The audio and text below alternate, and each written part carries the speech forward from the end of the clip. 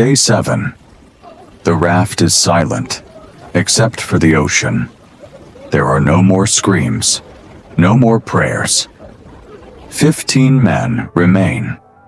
Out of 147, they no longer look at each other, because they all know what they've done to survive. But this nightmare didn't begin 7 days ago. It began with incompetence, with betrayal. June 17th, 1816, the French frigate Medusa set sail from the port of Rochefort, bound for Senegal. She was under the command of Captain Hugues Duroy de Chaumareix, an aristocrat who had been awarded his position not through merit, but through political favor. There was one critical problem. De Chaumareix hadn't commanded a vessel in over 20 years. Not since before the French Revolution. He was incompetent, vain, and dangerously overconfident. On July 2nd, despite warnings from his experienced officers, the captain ordered the Medusa to take a dangerous shortcut along the West African coast. At 3 p.m., the Medusa ran aground on the Arguin bank. For 2 days, they tried everything to free her, throwing cargo overboard, cutting down masts. Nothing worked. The ship was doomed. And there weren't enough lifeboats. The Medusa carried 6 lifeboats, enough for perhaps 60 people. There were nearly 400 souls aboard. The officers made their decision quickly. The lifeboats would be reserved for the captain, the aristocrats, the wealthy passengers, for the soldiers, sailors, and lower-ranking crew. They would build a raft, 20 meters long, 7 meters wide, barely seaworthy. On July 5th, 147 men were loaded onto that raft.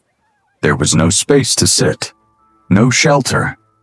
Many stood in water up to their waists, but they were promised something. The lifeboats would tow them to safety. It was no more than 40 miles to the African coast. One day, maybe 2. They set off just before sunset. The men on the raft were afraid, but they believed the officers would keep their word. They shouldn't have. One by one, the officers cut the ropes, and they sailed away. 147 men watched their only hope disappear over the horizon. They had been abandoned, left to die. The first night fell, and with it came a storm.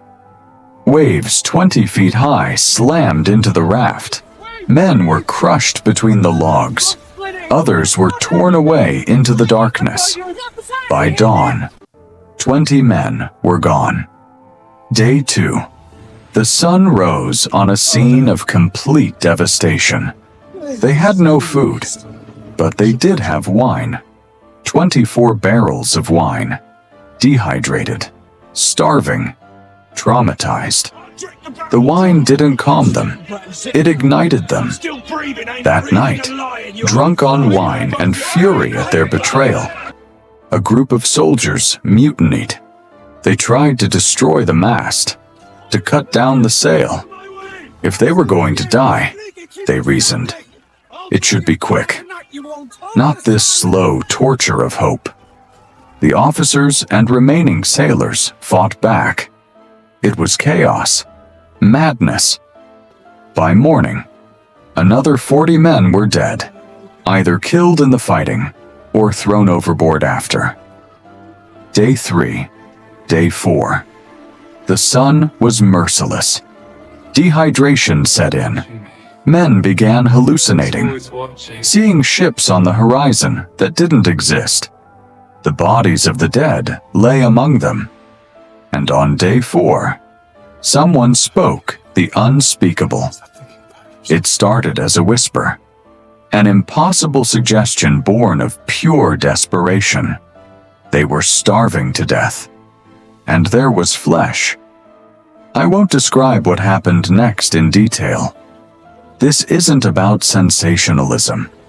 It's about understanding how far human beings can fall when pushed beyond every limit. They crossed a line that can never be uncrossed, and it broke something in them that could never be repaired. Day 5, Day 6, Day 7. They were running out of everything, including humanity.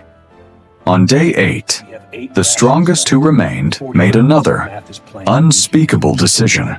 The weak, the wounded, the dying. They were consuming the remaining resources, so they were thrown overboard, while still alive. 15 remained. They were not the same men who had boarded that raft. They couldn't be.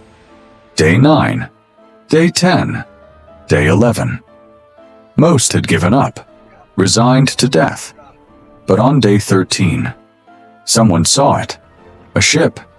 They waved. They screamed, praying they would be seen.